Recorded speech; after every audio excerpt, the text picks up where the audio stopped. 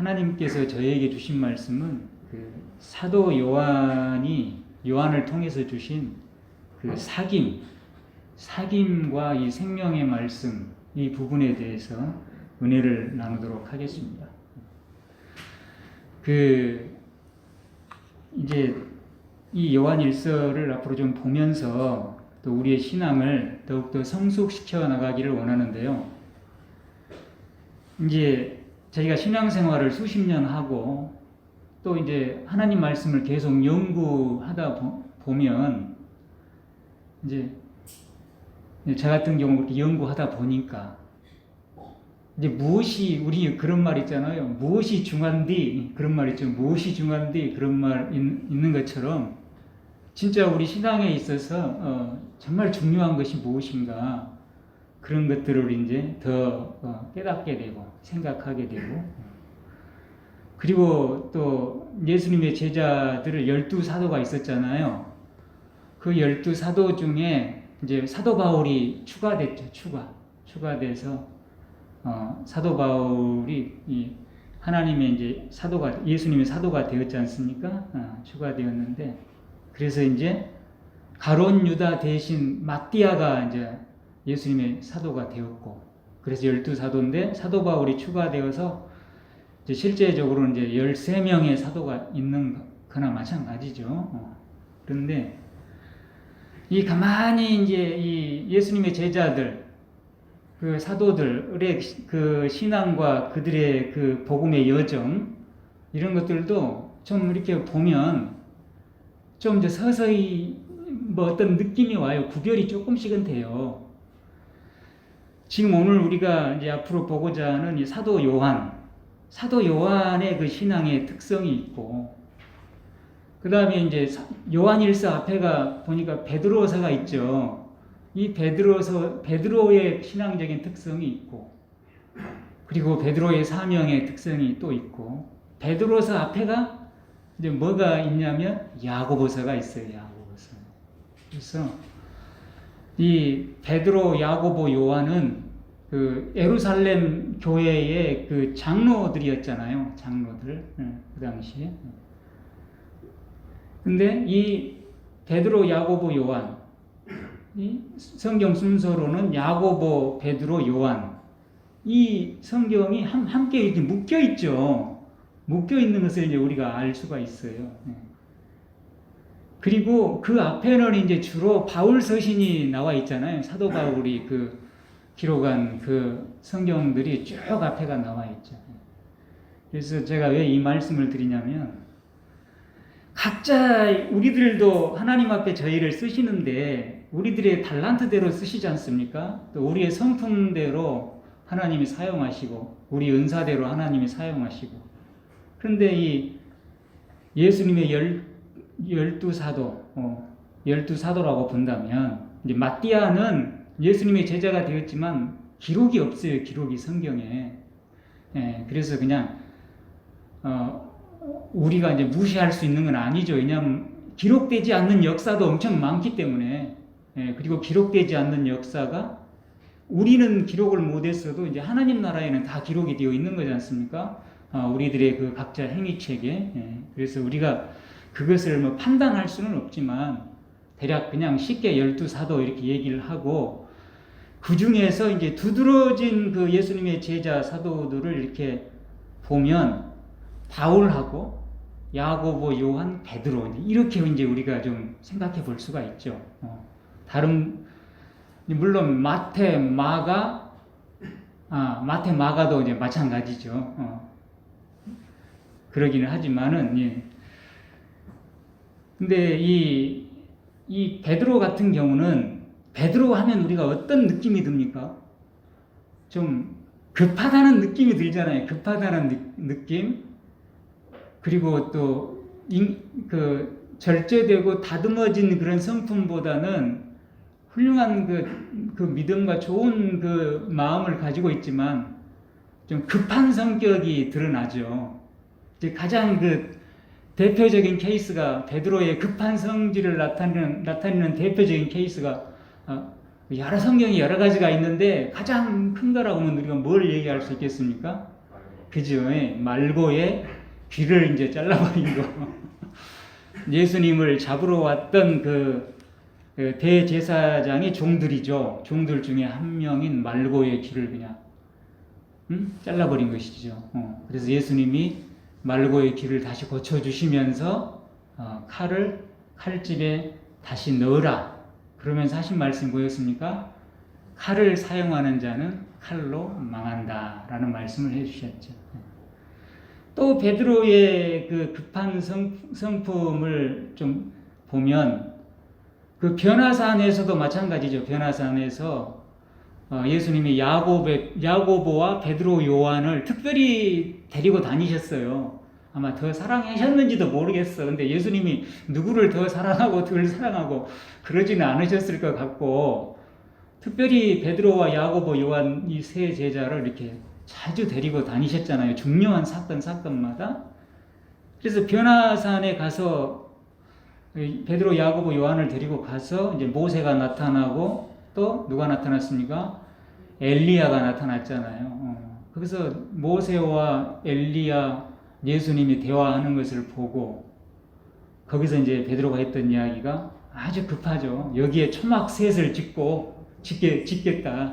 하나는 주님을 위해서, 하나는 모세, 하나는 엘리야를 위해서, 그리고 우리 여기서 삽시다. 그럴 정도로 굉장히 좀 급한 성품이 잘 나타나 있죠. 그런데 우리도 이제 수십 년 신앙생활을 했잖아요. 또 하면서 또 우리도 또 이제 그 나이가 들어가고 가면서 점점 우리도 바뀌지 않습니까? 본질적인 성품은 참 바뀌기 어려운데 그래도 예수 안에서는 바뀌죠.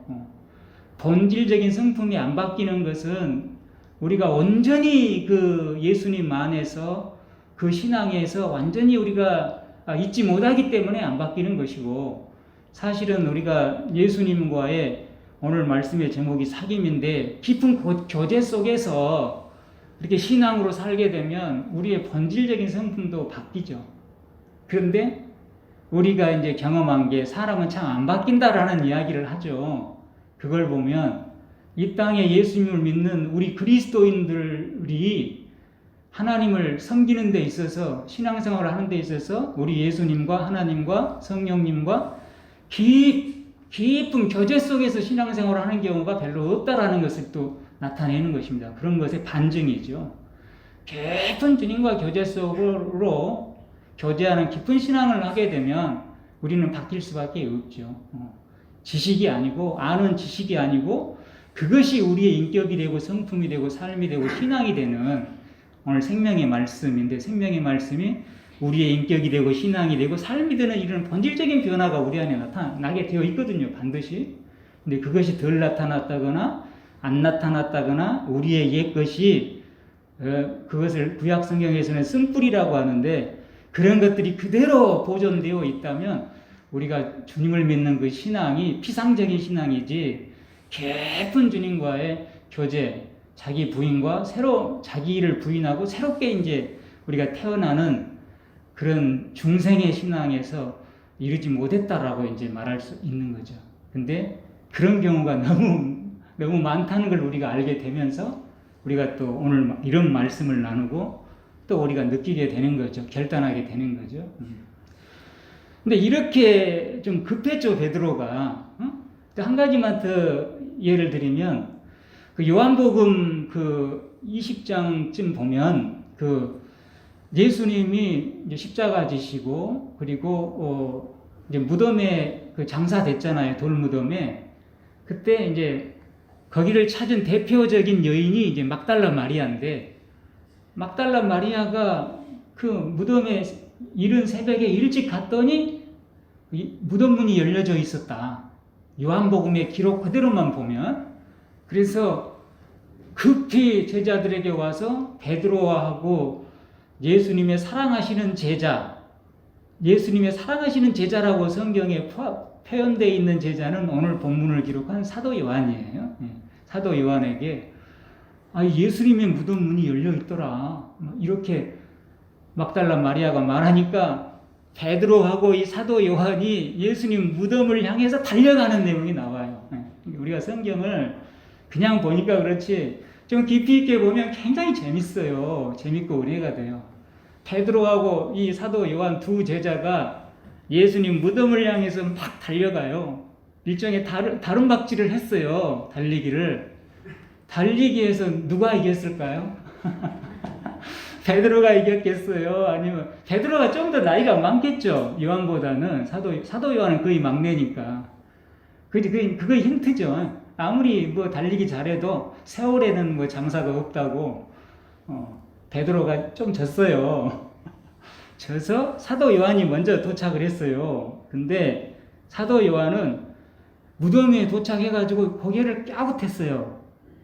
예수님이 진짜 계신가? 갸웃하고 보니까 세마포가 놓여있는 것을 봤단 말이에요. 예수님이 입은 옷이 세마포잖아요. 세마포 옷을 입고 장사가 됐잖아요. 그게 이제 그 장례를 치르는 관례죠, 관례. 우리나라는 예전에 삼배옷을 입혀서 이제 잘 썩도록 삼배옷을 입혀서 장례를 치렀지 않습니까? 근데 유대는 그 세마포 옷을 입히는 거죠. 그게 굉장히 존경의 표시죠. 세마포 옷은 제사장들이 입는 옷이 세마포 옷이고 구별된 옷이죠. 하나님을 만나러 갈 때 입는 옷이고. 근데 세마포 옷만 있는 것만 고개를 쭉 내밀어서 보고 있는데 베드로는 어떻게 했느냐? 늦게 와가지고 어떻게 했습니까? 바로 그냥 무덤 안으로 직진을 했어요. 직진을 해가지고 예수님이 안 계신 것을 확인했어요. 그러니까 베드로가 성질이 급합니까? 사도 요한이 누가 더 급하다는 걸 알 수 있어요? 베드로가 더 급하다는 걸 알 수 있죠. 이런 특성들을 보면 참 재밌어요. 그런데 이 사도 요한도 성질이 만만치 않은 사람이에요. 우리가 사도 요한은 사랑의 사도 이렇게 우리가 알고 있지 않습니까? 근데 이분도 성질이 만만치 않은 사람이에요. 이게 어디에 나오냐면 누가복음 9장을 보면 나와 있어요. 누가복음 9장 51절에서 56절 이 부분을 보면 이제 예수님께서 제자들하고 예루살렘으로 가시는 그런 내용이에요.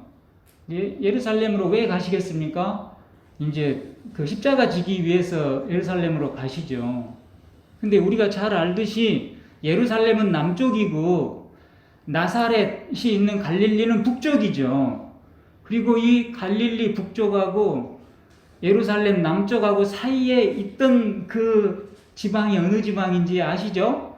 사마리아라는 지방이 있어요. 사마리아. 근데 우리가 예전에 요한복음을 보면서도 봤지만 사마리아하고 그 예루살렘이 속해 있는 이쪽 지방하고는 서로 말도 안 해요. 말도 안 해요. 왜냐하면 사마리아는 예전에 그 북쪽 이스라엘에 속해가지고 빨리 망하면서 사마리아가 북쪽 이스라엘의 수도였는데 그 아수르가 이 북쪽 이스라엘을 점령하면서 사마리아에다가 이방인들을 막 이주를 시켜버려요. 그래가지고 이방인하고 유대인이 서로 혼족이 돼버리고 그리고 거기에 이방인 신앙들을 잔뜩 가져다 놔가지고 그 신앙이 그 정통성이 없는 거예요. 그래서 예루살렘을 중심으로 하는 남쪽 유대인들은 사마리아 사람들을 사람으로 취급을 하지 않고 개로 취급했어요. 개. 성경에서 개는 굉장히 그런 표현이에요. 우리도 예전에 그런 표현을 쓸 때 개를 많이 사용했잖아요. 지금 이제 개가 막 그냥 자식이 되고 딸이 되고 막 이렇게 되었지만 예전에는 그런 때가 있었죠. 그래서 이 사마리아하고 이 예루살렘하고는 서로 엄청난 라이벌 관계이면서도 서로 대적하는 그런 관계인데, 근데 이 갈릴리 나사렛에서 예루살렘으로 가는데 가장 빠른 길은 사마리아를 통해서 가는 길이에요, 바로. 그렇죠. 그런데 일반적으로 그 신실한 유대인들은 갈릴리에서 예루살렘을 갈 때 사마리아를 통해서 지나가지도 않았어요. 그 땅은 밟지도 않은 거야. 그 땅은 영적으로 오염된 땅, 불결한 사람들 접촉도 안 해요. 그래서 저기 요단강을 건너가지고 요단 동쪽으로 뺑 돌아가지고 여리고를 건너서 거기서 이제 예루살렘으로 올라오는 그런 루트를 취했어요. 근데 예수님께서 이제 제자들하고 사마리아를 통해서 예루살렘으로 가시는데 사마리아 사람들이 거기서 이제 그 사마리아를 통해서 가니까 거기서 숙식을 해야 되잖아요. 그래서 제자들을 보냈더니 숙식을 위해서 제자들을 보냈더니 거할 곳 먹을 것을 위해서 제자들을 보냈더니 사마리아 사람들이 예수님 일행이 예루살렘으로 간다는 그것을 알고 그 사실을 알고는 예수님의 일행을 받아들이지 아니했다라고 성경에 말씀하고 있어요. 거절해버린 것이죠. 들어오지도 못하게 하고 또 식사도 뭐 준비하지 못하도록 전혀 도움을 안 줘버린 완전히 적대시한 거죠. 그때 누가복음 9장 54절을 보면 예수님의 제자 중 야고보와 요한이 이를 보고 이런 사마리아인의 모습을 보고 예수님께 뭐라고 얘기하냐면 주여 우리가 불을 명하여 하늘로부터 내려 저들을 멸하라 하기를 원하시나이까? 이렇게 질문을 했어요. 그러니까 이 요한도 야고보와 요한은 형제잖아요. 세베대의 아들이고 이 요한도 야고보와 더불어 그 성품이 만만치 않은 사람이라는 걸 알 수 있잖아요. 그죠? 사마리아인들이 자기들에게 숙식을 대접해 주지 않고 방해하고 하지 못하도록 하니까 주여 하늘에서 불을 내려서 이들을 다 불태워버리라고 기도할까요? 이런 얘기를 한 거예요. 요한도 보통이 아니죠. 보통이 아니요. 그래서 이 야고보와 요한에게 별명이 붙었어요. 그게 이제 히브리어로 보아너게죠. 보아너게. 그것은 우레의 아들, 천둥의 아들이라는 뜻이죠. 얘들은 그 성품이 천둥 같아. 벼락 같다. 우리도 벼락 같은 그런 성품이다 얘기를 하지 않습니까? 벼락 같은 사람들이다. 이런 얘기를 해요. 그런데 이제 그런 요한이 뭐가 됐습니까? 사랑의 사도가 되었죠. 그러니까 오늘 그 말씀은 이제 요한일서 서론 격이고 이해를 돕기 위해서 이제 기본 지식을 알려드리는데 아까 우리가 확인했던 거 사람은 본성은 변하지 않지만 변하기가 참 어려운데 그러나 예수님과 우리 하나님과 성령님과 진정한 그 사귐이 있게 되면 그 본성도 변하더라 그 말입니다. 근데 이 시대 그리스도인들이 잘 안 변한다, 안 변했다라고 말하는 것은 우리의 신앙이 예수님과 하나님과 본질적인 사귐이 있는 것이 아니라 피상적인 신앙생활을 우리 한국교회가 많이 했다라는 증거, 반증이라는 것을 또 설명한다라는 것을 또 우리가 확인해 볼 수가 있죠. 그렇게 엄청난 그 성품의 베드로, 사도 요한보다 베드로가 좀 더 급하죠, 성질이. 그 무덤에 들어간 걸 보면 요한은 그래도 한번 멈춰서 봤는데 베드로는 그냥 직행으로 들어가 버린 거죠. 무덤 안으로 뛰어들어갔죠. 그런 베드로가 말년에는 어떻게 변하는가?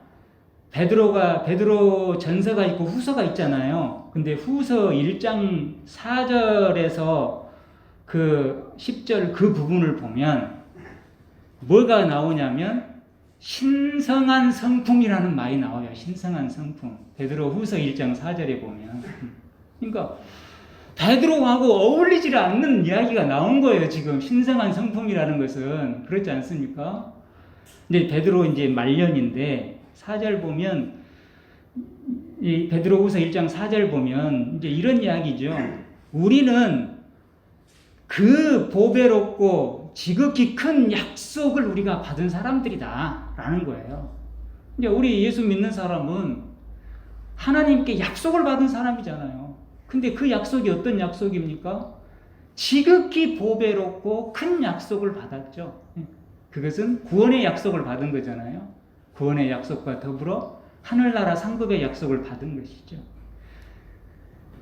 그래서 베드로가 뭐라고 얘기하냐면 우리는 이렇게 지극히 크고 보배로운 큰 약속을 받은 사람이기 때문에 그 약속으로 말미암아 정욕 때문에 세상에서 썩어질 것을 피한다 라고 얘기를 해요.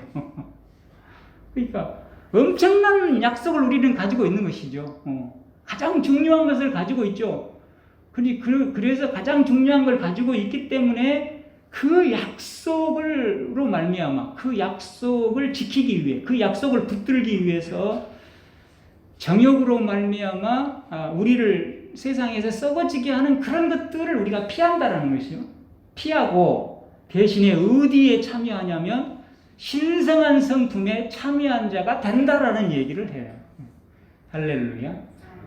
엄청난 이야기인 것입니다. 그죠? 우리가 베드로를 조금 형상해 봤잖아요. 형상화해 봤잖아요. 어떤 사람일지. 예?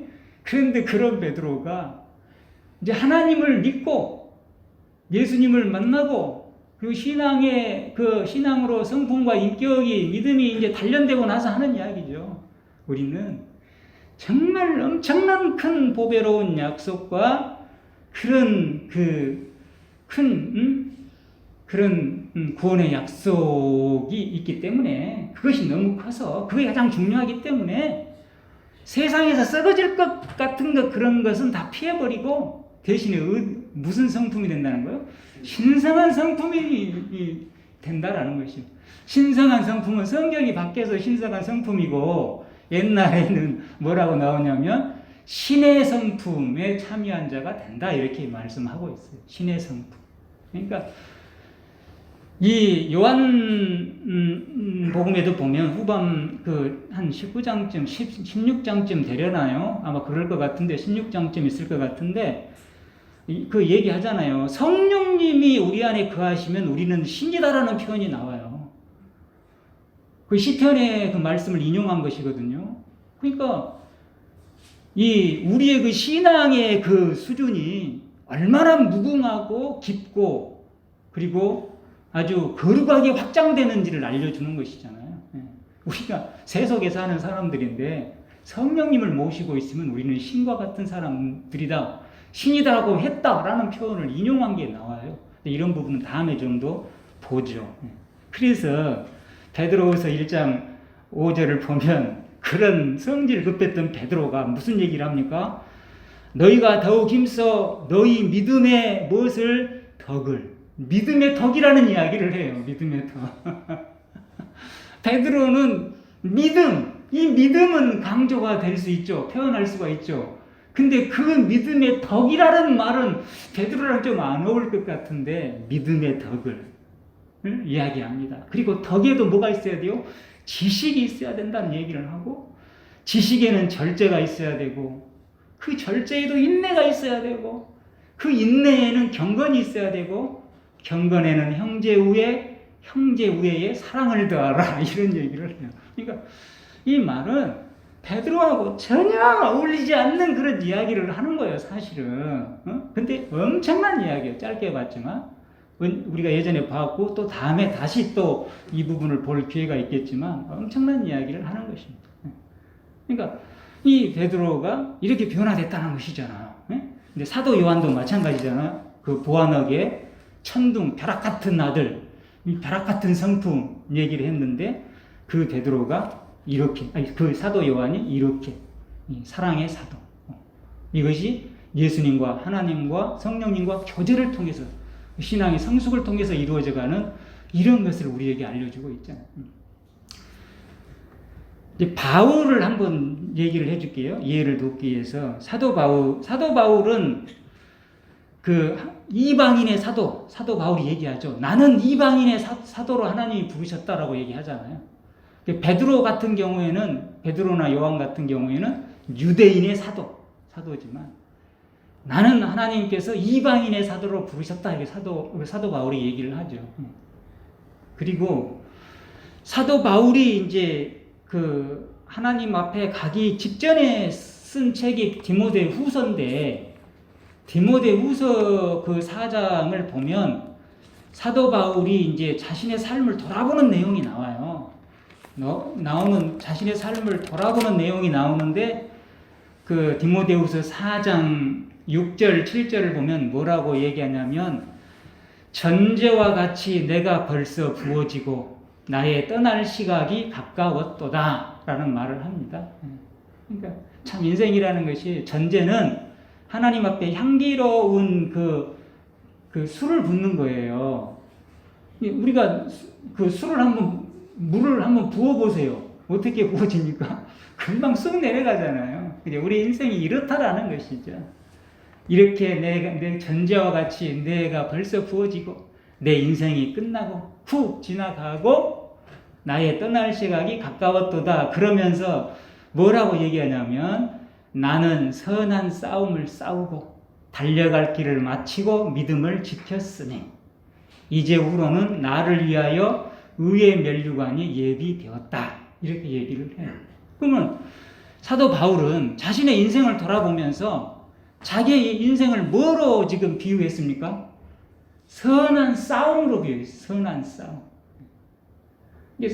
이 사도 바울, 이 바울의 그 인생이 뭐라는 거예요? 선한 믿음의 싸움이었다라는 싸움이었다. 그 싸움이라는 것은 뭡니까? 오늘 말씀의 그 제목이 사도 요한의 사귐과 생명의 말씀이잖아요. 싸움하고 사귐을 한번 우리가 비교를 한번 해봅시다. 사귐이라는 것은 어떻게? 서로 함께 친하게 지내는 것이 사귐이죠. 싸움은 서로 막 적과에 서로 지지 않기 위해서 이기기 위해서 막 아주 그렇게 서로 아주 경쟁하는 것이 그 경합을 엄청나게 벌이는 그 최고의 표현이 싸움 아닙니까? 싸움. 그러니까 벌써 우리는 바울의 그 인생의 그 삶이 쫙 이제 보이죠. 이 선한 싸움을 싸웠다라는 그 말 속에 바울의 인생이 보이는 거죠. 그리고 오늘 본문에서 사도 요한이 나는 하나님과 예수님과 사귐이 있다. 이것하고는 이 사귐이라는 말하고는 완전히 성격이 틀리죠. 목적은 같죠. 목적은 같습니다. 바울도 하나님 나라, 사도 요한도 하나님 나라를 목적으로 살아가는 그런 사람들이고 또 그것을 전하는 하나님의 예수님의 사도들인데 그런데 삶의 방향성은 굉장히 달랐다라는 것을 알 수가 있죠.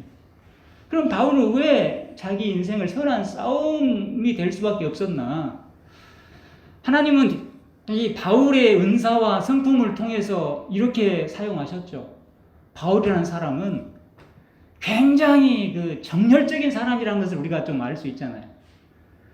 그 바울이 그 잘못된 신념, 잘못된 신앙의 그 바리새파의 잘못된 신앙에 바울이 거기에 그 완전히 매여 있을 때 거기에 아주 충성할 때 예수 믿는 사람을 엄청나게 핍박을 했잖아요. 근데 핍박을 했는데 이렇게 핍박하는 이런 정도가 아니라 바울은 엄청난 그 열정의 사람이에요. 그러니까 우리가 예를 들면 우리 이웃이 뭐 잘못된 길로 가면 그냥 그렇게 하지 마세요. 한두 마디 말해 줄 수 있고 그냥 그걸로 끝나버릴 수 있어요. 귀찮기도 하고 막 해서. 근데 바울은 그게 아니잖아요. 자기가 옳다고 생각하는 것을 끝까지 나아가는 추구하는 그런 스타일이지 않습니까? 그래서 그 예가 바로 뭡니까?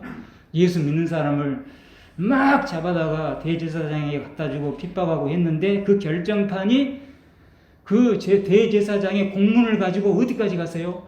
다메섹까지 갔어요. 다메섹이라는 것은 이스라엘에서 엄청 떨어진 그런 외국이에요. 외국. 공문을 들고 외국에 있는 그리스도인 하나님 믿는 유대인들을 잡으러 떠날 정도니까 바울은 굉장히 열정적인 사람이라는 걸 알 수 있죠. 근데 다메섹으로 가다가 다메섹에 거의 다 도달했을 때 그 길에서 예수님을 만났잖아요. 큰 빛이 비쳤잖아요. 그 빛 속에 예수님이 나타났고 그 밝은 빛으로 말미암아 바울의 눈이 닫혀버렸죠. 닫혀버렸어요. 바울은 지금까지 잘못된 것을 보고 살았잖아요. 진짜 참빛이 오늘 말씀에도 참빛이 세상에 왔다. 참빛이 비쳤다. 하나님이 참빛이다. 이런 말씀을 하는데 참빛이 왔잖아요. 예수 그리스도가 빛이잖아요. 참빛이 왔는데 그 빛 가운데서 살지 못하고 바울의 눈은 어디서 살았어요? 가짜 빛 안에서 산 것이죠. 바울은 빛이라고 생각했지만 사실은 어둠 속에 산 것이죠. 그래서 그 눈이 멀어버린 것이죠. 참빛을 보니까 그 빛을 보지 못하고 눈이 멀어버렸죠. 그래가지고 기도하고 해서 안수를 통해서 3일 후에 이제 눈을 뜨게 되는 것을 우리가 알죠. 그때 예수님이 하시는 말씀이, 그때는 사울이었죠. 바울이 아니고. 사울아, 사울아, 너가 왜 나를 핍박하느냐. 그때 이제 바울이 하는 이야기가, 사울이 주여 누구시니까? 라고 얘기하니까 예수님이 나는 너가 핍박하는 예수다. 여기서 이제 바울이 완전히 변화가 되죠. 근데 변화가 됐는데 어떤 변화가 됐습니까? 극과 극의 변화를 이룬 사람이죠. 극과 극의 변화. 이게 보통 변화가 아니에요. 엄청난 변화를 일으켰어요. 완전히 예수님이 그리스도가 아니다.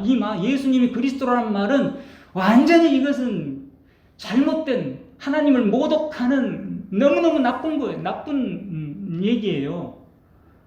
거기에서 어떻게 예수님이 그리스도다 라고 완전히 천지개벽하듯이 바뀌어버린 것이죠. 그런 바울을 하나님께서 이제 그런 성품을 통해서 어디로 보냈습니까? 이방인에게 보냈죠. 그럼 이방인에게 보내면 이방인은 어떤 사람이에요? 예수가 그리스도라는 것을 인정하지 못하는 사람들이죠. 절대로 알지도 못하고. 그런데 바울은 예수가 그리스도가 아니라고 했던 그 사람이, 그리고 그것을 엄청 핍박했던 사람이 예수가 그리스도라고 바뀌었잖아요. 그러니까 어디로 보낸 거예요, 하나님이? 예수가 그리스도인지를 전혀 모르는, 신앙에 대해서, 하나님에 대해서 아주 근본도 없고 기초도 없고 아무것도 없는 완전히 생뚱이들한테 보내버린 거예요. 생뚱이들한테. 그죠? 이방인은 쉽게 말하면 생뚱이들 있죠. 전혀 모르는. 그러면 이방인들, 하나님도 모르고 예수님도 모르고 그리스도도 모르는 이방인들이 하나님을 알고 예수님을 그리스도로 알기까지에는 엄청난 변화가 있어야 되죠. 그 변화를 일으킬 수 있는 사람이 바로 누굽니까? 바울인 것이죠. 바울과 같은 그런 엄청난 열정의 사람이고, 또 뭐죠?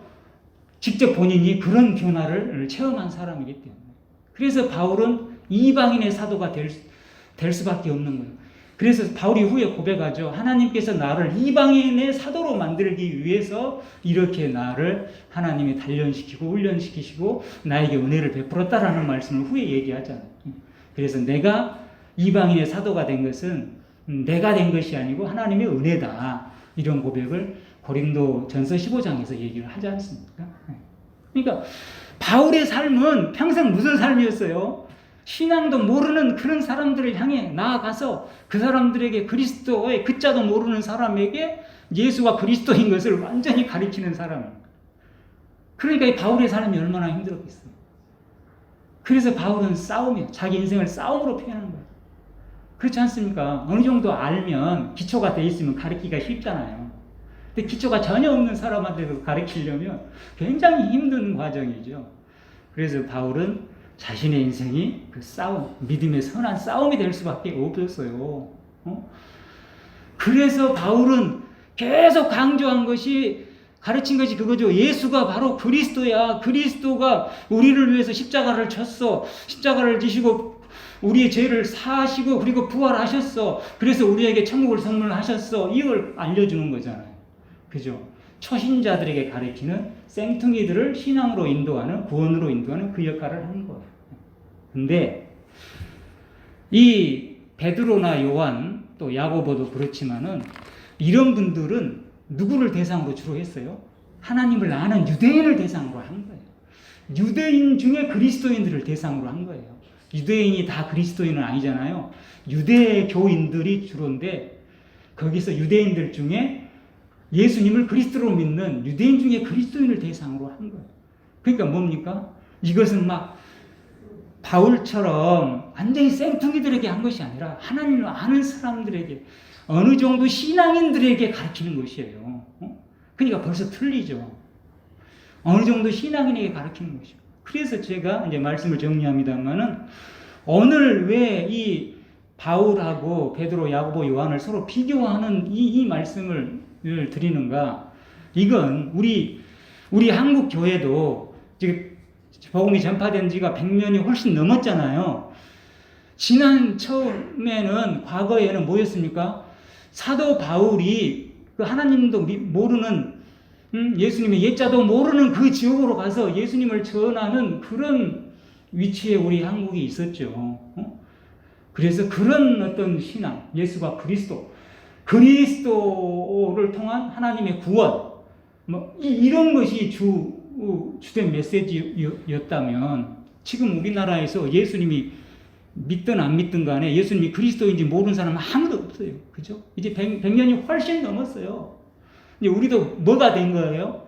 우리들도, 우리 예담인들도 마찬가지고, 우리가 사도 바울이 믿음의 선한 싸움을 싸우면서, 싸움이라고 표현했던 가면서 전도하려고 했던, 예수님을 가르치려고 했던 그 이방인들이 아니에요. 우리는 지금. 그렇죠? 우리는 하나님도 알고 예수님도 알고 그리스도도 아는 사도 요한과 또 베드로, 이런 사람들이 주로 대상으로 전도했던 그런 신앙인인 거예요. 신앙인. 그러니까 벌써 이제 느낌이 오죠. 그렇다면 오늘 이제 우리에게 중요한 부분이 뭔가? 그것은 뭡니까? 이제는 예수가 그리스도인 줄도 알고, 그리스도가 우리 죄를 사하신 줄도 알고, 그리고 우리에게 부활로 하늘의 영원한 영생을 허락하신 줄도 아는 거예요. 알아. 그럼 이제 우리에게 필요한 것은 무엇이죠? 오늘 말씀의 제목으로 보면 하나님과 예수 그리스도와 성령님과 진정한 사귐이 이제 필요한 것이에요. 그 이후, 사귐 이후의 삶이 이제 우리에게 필요한 것이죠. 그러면서 깊고 깊은 하나님의 은혜 가운데 이제 나아가고, 그리고 어떻게 우리의 신앙의 열매가 맺혀지고 결실이 되고 성숙되는 이런 과정이 우리에게 지금 필요한 것이죠. 그래서 오늘 이 요한일서 1장 이 부분을 오늘 말씀을 통해서 이렇게 나누었어요. 말씀을 정리를 합니다. 그 베드로후서 1장 그 부분을 보면, 베드로가 지극히 큰 보배로운 그 구원의 약속으로 말미암아 신의 성품에 참여하는 자가 되고, 그래서 이제 믿음의 덕, 아주 그 신앙의 그 인격과 성품을 아름답게 성숙시키며 나아가야 될 것을 뭐로 얘기했냐면 열매 있는 자가 되기 위함이다라고 8절에 얘기를 해요. 열매 있는 자, 신앙의 열매를 맺기 위함이다 라는 얘기를 했습니다. 그런 믿음의 성숙이 없으면 신앙의 열매가 없는 사람이 된다, 맹인과 같다, 이런 이야기를 하고 있어요. 그래서 우리 앞으로 이제 요한 서신을 보고, 또 이 베드로나 야고보서나 이런 부분, 또 바울 서신들을 서로 비교해 보면서 우리의 신앙의 종착역, 우리의 신앙에 나아갈 지점, 우리의 신앙의 방향성, 이것들을 온전히 확인하되, 가장 중요하고 높은 수준은 뭡니까? 하나님과 예수 그리스도와 사귐이 있다라는, 거기까지 나아가는. 우리의 신앙이라는 것이 하나님과 예수님과 성령님과 날마다 사귀면서 사는 거라는 것이에요.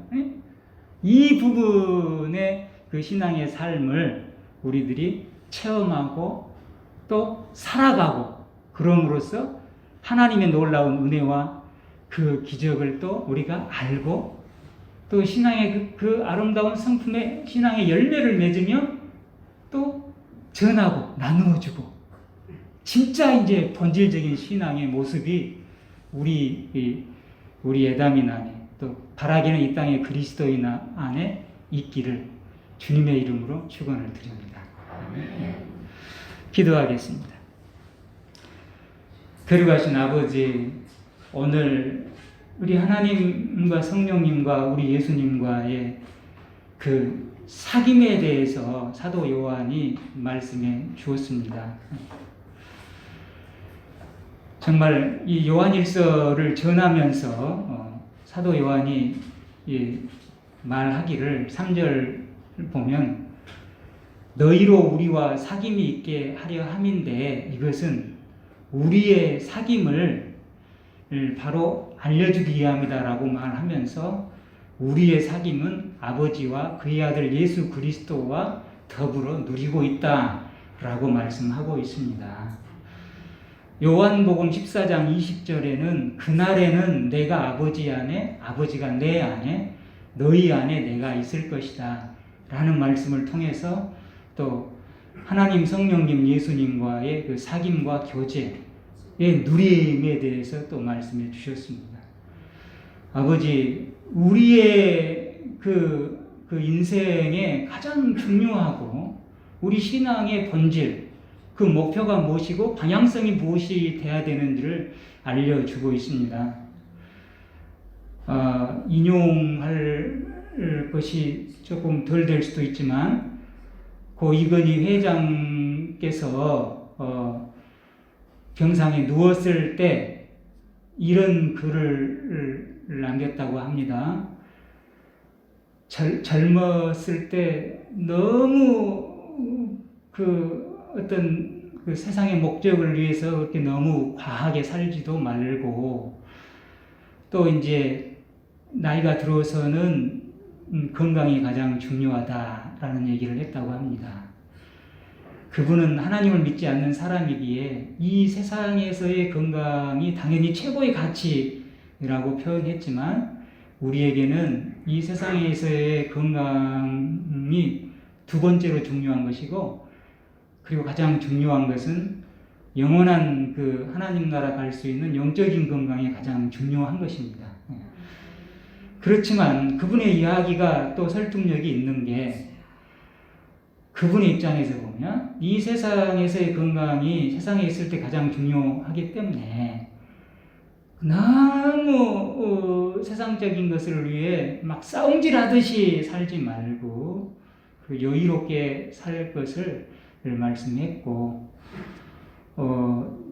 재산이라고 하는 것도 젊었을 때는 재산이고 자산이지만 나이가 들면 자기의 그 젊었을 때 이룬 모든 재산이 되는 것이 아니라 유산이 된다라는 표현을 아주 직접적으로 해 주었습니다. 아버지, 오늘 우리의 그 신앙에 있어서 믿음의 선한 싸움을 통해서 지나왔습니다. 저희들이. 그리고 앞으로 해 나가는데 이제 우리에게 필요한 것은 더욱더 중요한 것은 하나님, 예수님, 성령님과 하나 되어 친구처럼 거룩한 교제를 이루며 그 안에서 이루어지는 놀라운 하나님의 은혜와 그 섭리, 무궁무진한 그 하나님의 그 축복, 평강을 우리가 체험하고 그리고 전할 수 있는 그리고 알려줄 수 있는 그런 우리 그리스도인들이 되어야 되겠습니다. 그리고 이것이 천국까지 이어져야 되겠습니다. 아버지, 우리를 좀 더 성숙시키시고 좀 더 눈을 열어주셔서 진짜 무엇이 중요한 것인지를 알게 하시고 또 우리에게 전제와 같이 순간 부어진 이 인생 속에서 하루하루를 우리가 어떻게 지내야 되는지를 본질적으로 잘 깨닫고 아버지 후회가 적고 그리고 실패하지 않는 정말로 복된